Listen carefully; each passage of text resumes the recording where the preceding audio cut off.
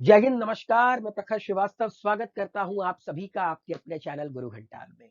दोस्तों, आज मैं आप लोगों के साथ डिस्कस करूंगा armed forces special powers act. असल में कुछ दिन पहले नागालैंड में एक घटना घटी, उसके बाद नागालैंड में एक आवाज उठी है कि armed forces special powers act हटा ले सेंट्रल गवर्नमेंट नागालैंड के उन जिलों से जहां पर ये एक्ट लागू है।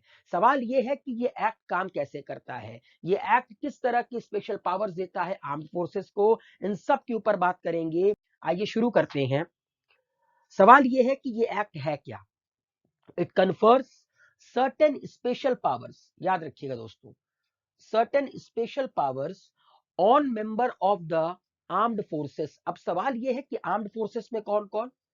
इंडियन आर्मी, एयरफोर्स, अगर एयरफोर्स ऑपरेट कर रही है लैंड पर तो। इसके अलावा जो यूनियन की पुलिस होती है like CRPF, paramilitary forces, BSF, ITBP, उसके बाद असम राइफल्स, एसएसबी एक्सेट्रा। ठीक है, इनको स्पेशल पावर्स प्रदान किया जाता है इस armed forces special power act के अंदर। क्यों? For carrying out proactive operations against the insurgents in a highly hostile environment.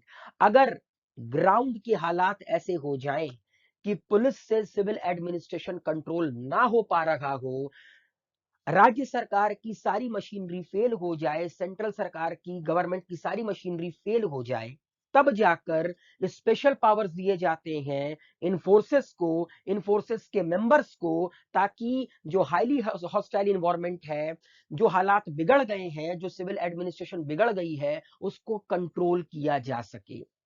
तो एक बात याद रखिएगा, armed forces special power act इसी तरह नहीं लग जाता जब हालात बहुत खराब हो।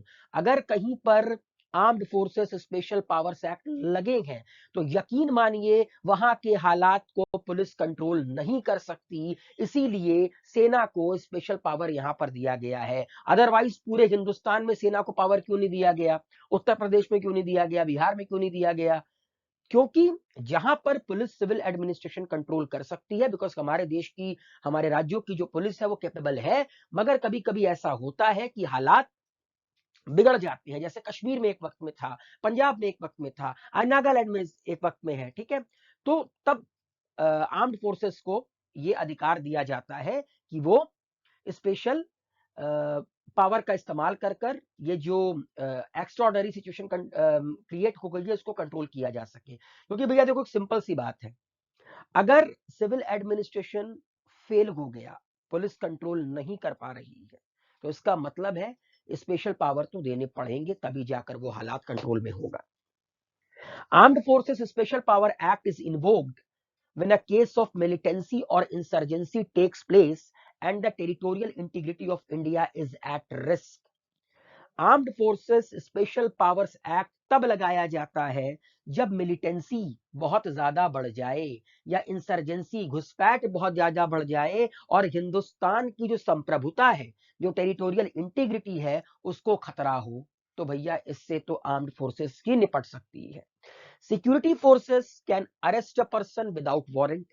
जहां पर ये एक्ट लग गया उसके बाद एक बात याद रखिएगा, ऑन पेपर लिखकर सरकार देती है कि हमारी सिविल एडमिनिस्ट्रेशन यहां पर फेल हो गई, हम सेना को armed forces special power act के अंदर अधिकार देते हैं, और इस अधिकार के चलते सेना, जहां पर भी armed forces special power act लगा है, सेना किसी भी पर्सन को अरेस्ट कर सकती है without warrant who has committed or even about to commit a cognizable offense even based on reasonable suspicion। अगर सेना को किसी इंसान पर शक है या सेना को इस बात की पुख्ता जानकारी है कि ये इंसान आने वाले समय में कॉग्निजिबल ऑफेंस कमिट करेगा या वो कमिट कर चुका है, तो सेना उसको गिरफ्तार कर सकती है विदाउट वारंट। इसके लिए वारंट की जरूरत नहीं पड़ेगी। जब भी मैं सेना की बात कर रहा हूं तो मैं इंडियन आर्मी, मतलब जिनके पास ये पावर है, जिनको armed forces special power act के अंडर अधिकार मिलता है, जैसे मैंने ऊपर बात किया, military forces, air forces operating on the ground as land forces, CRPF, BSF, ITBP, वो जिसको भी मिला हो वो गिरफ्तार कर सकते हैं अगर उन्हें इस बात का शक हो कि ये इंसान क्राइम कर सकता है ऑफेंस कर सकता है या ऑफेंस कर चुका है। रीजनेबल सस्पिशन मतलब अगर शक है तो गिरफ्तारी होगी बिना किसी वारंट के। It also provide security forces with legal immunity for their actions in disturbed areas.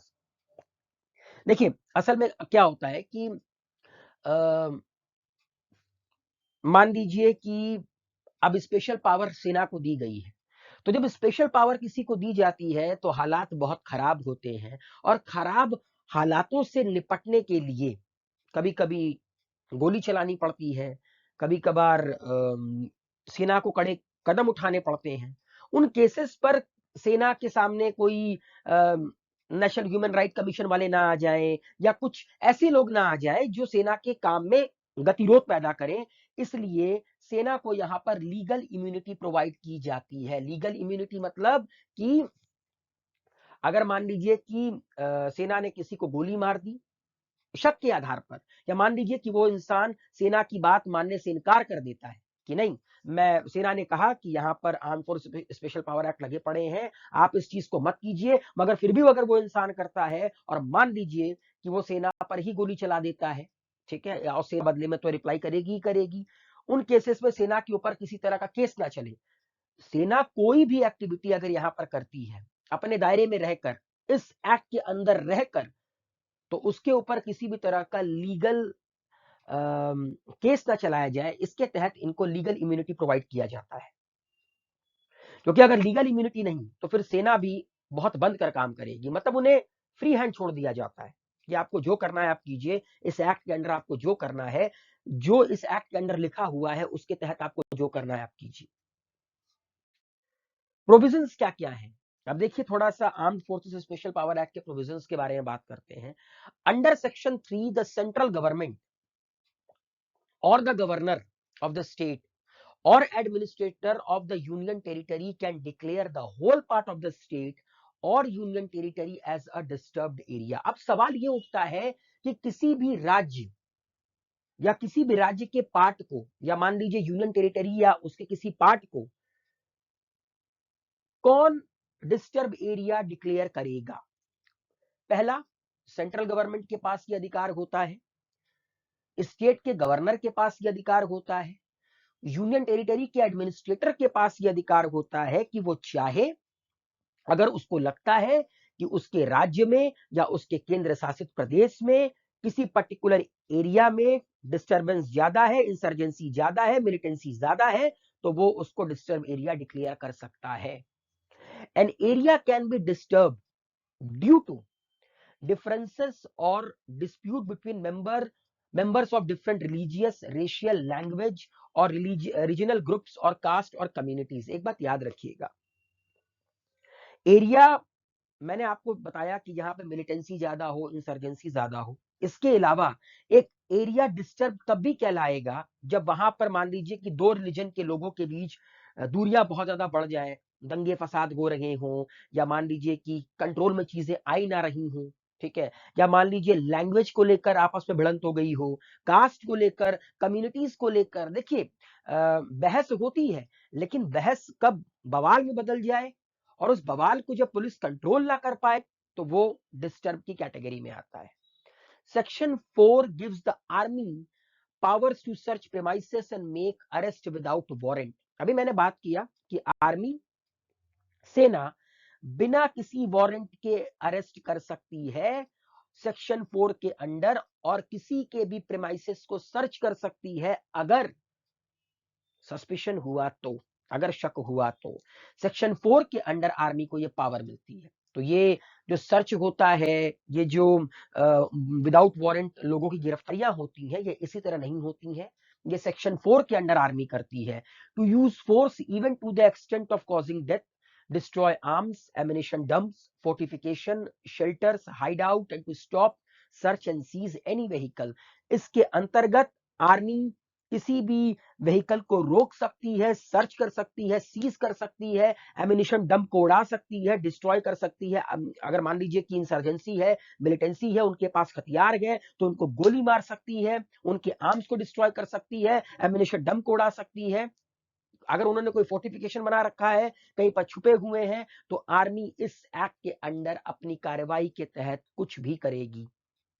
Section 4 के under Section 6 stipulated that arrested person and seized property are to be made over to the police with the least possible delay। लेकिन देखिए, army जब armed forces special power act के under किसी की गिरफ्तारी करती है या किसी की प्रॉपर्टी को सीज करती है, तो सेक्शन 6 के अंडर वो बिना डिले किए उस इंसान को और उसकी सीज प्रॉपर्टी को पुलिस को हैंड ओवर कर देती है। आर्मी अपने पास नहीं रखती है। आर्मी का काम है सर्च करना, ठीक है, अगर मान लीजिए कि किसी भी तरह का सस्पिशन है, सीज करना, पुलिस को हैंडओवर कर देना अंडर सेक्शन 6।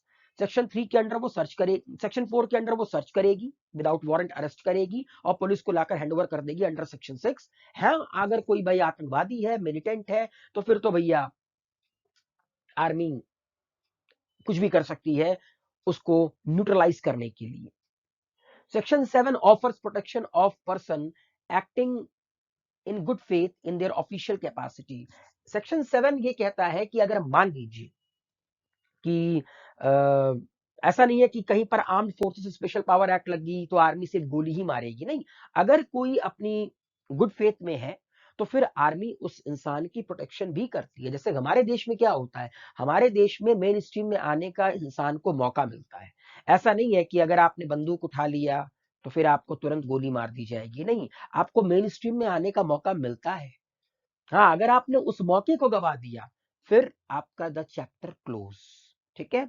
तो section 7 he protection of persons offers करता है जो कि अपनी अच्छी कैपेसिटी में, जो कि अच्छे से रहते हैं, उनको कोई दिक्कत की बात नहीं है। The prosecution is permitted only after the sanction of the central government, ठीक है। और कोई भी प्रोसिक्यूशन अगर होगा, ठीक है, तो वो सेंट्रल गवर्नमेंट के सैंक्शन के बिना नहीं होगा। तो ये armed forces special power act कुछ प्रोविजन थे। अब बात करते हैं कि प्री इंडिपेंडेंस हमारे देश में, पोस्ट इंडिपेंडेंस तो कई बार लगाया कश्मीर में, फिर आपका एक वक्त में जो पंजाब में इंसर्जेंसी थी आईएसआई की वजह से, तब अभी तो नागालैंड में लगा ही पड़ा है। प्री इंडिपेंडेंस ये कॉन्सेप्ट कब आया? देखिए 1942 में महात्मा गांधी ने क्विट इंडिया मूवमेंट लॉन्च किया था। उसी क्विट इंडिया मूवमेंट को रोकने के लिए अंग्रेज armed forces special power act लेकर आए थे, जो कि बड़ा ही कंट्रोवर्शियल लॉ था, ठीक है। ये कॉलोनियल ओरिजिन है, ये अंग्रेजों की देन है, ठीक है। एक ऑर्डिनेंस पास किया गया था 1942 में महात्मा गांधी के क्विट इंडिया मूवमेंट को रोकने के लिए, और पहली बार हिंदुस्तान में armed forces special power act लगाया गया। A day after it launch on August 8, 1942, the movement became leaderless and turned violent at many places across the country. Leaders like Mahatma Gandhi, Pandit Jawaharlal Nehru, Sardar Vallabh Bhai Patel, and a host of others had been put behind the bar.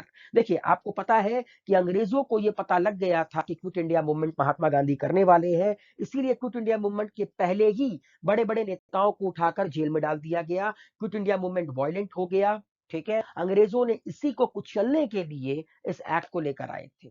Shaken by the massive scale of violence across the country, the viceroy Linlithgow promulgated the armed forces ordinance 1942। Police वालों ने बर्बरता की हद पार कर दी थी। आप web Miller की अगर एक फोटोग्राफर थे, उनकी जीवनी पढ़ेंगे तो उसमें उन्होंने बताया था कि 1942 के दौरान उन्होंने जो देखा धरसाना सत्याग्रह में, वैसा वायलेंस कभी नहीं था, वैसा ह्यूमन राइट वायलेशन उन्होंने जिंदगी में नहीं देखा था। तो जब वायलेंस बहुत ही लार्ज स्केल में बढ़ गया तो आर्म्ड फोर्सेस ऑर्डिनेंस को लाया गया, किसके द्वारा? वाइसरॉय लिनलिथगो के द्वारा। असल में ये सिर्फ हिंदुस्तानियों को दबाने का इनका एक तरीका था, ये कोई वायलेंस को रोकने के लिए नहीं लेकर आए थे। इन्हें समझ में आ गया था कि अब भारत के लोग अवेक हो चुके हैं, अब भारत के लोग पुलिस वालों से नहीं संभलेंगे, तभी ये armed forces special powers ordinances लेकर आए थे इंडिपेंडेंस के पहले। तो दोस्तों, armed forces special power act ऐसे ही नहीं लग जाती, ठीक है। जब हालात बहुत ज्यादा खराब होते हैं तब आर्मी को बुलाया जाता है, क्योंकि हमारे देश में ना जब सब कुछ फेल हो जाता है, सब कुछ, सारी कॉन्स्टिट्यूशनल मशीनरी फेल हो जाती है, सरकार के सारे तंत्र फेल हो जाते हैं ना, तब हमारे देश में आर्मी को याद किया जाता है। पता है क्यों? क्योंकि हम लोग, सबको पता है, सरकार में बैठा हर एक बंदा जानता है हिंदुस्तान का हर एक बंदा जानता है कि ये फेल नहीं हो, इसीलिए तो इनको स्पेशल कहा जाता है। तो न्यूज में जो न्यूज वाले दिखाते हैं उनको देखकर तुरंत किसी चीज को जज नहीं करना चाहिए। उम्मीद है आप लोगों को armed forces special power act समझ में आया होगा, लेकिन जाने से पहले मैं आपको बता दूं कि आज तक भारत के किस किस राज्यों में armed forces special power act लग चुका है। देखिए, जम्मू एंड कश्मीर, अरुणाचल प्रदेश, असम, मेघालय, नागालैंड, मणिपुर, मिजोरम, कुछ कुछ एरियाज में armed forces special power act है, पूरे के पूरे राज्य में नहीं है। एक वक्त में पंजाब में भी था, लेकिन अब पंजाब से हटा लिया गया है, बिकॉज पंजाब में अब हालात सामान्य है। लेकिन एक वक्त में जो 2K थ्योरी आई थी आईएसआई की, जब हम लोगों ने पाकिस्तान के दो टुकड़े किए थे, तो ये चाहते थे खालिस्तान और कश्मीर, लेकिन इंडियन आर्मी ने इनकी लंका लगा दी और आगे भी लगाती रहेगी। तो उम्मीद है armed forces special power act आप लोगों को समझ में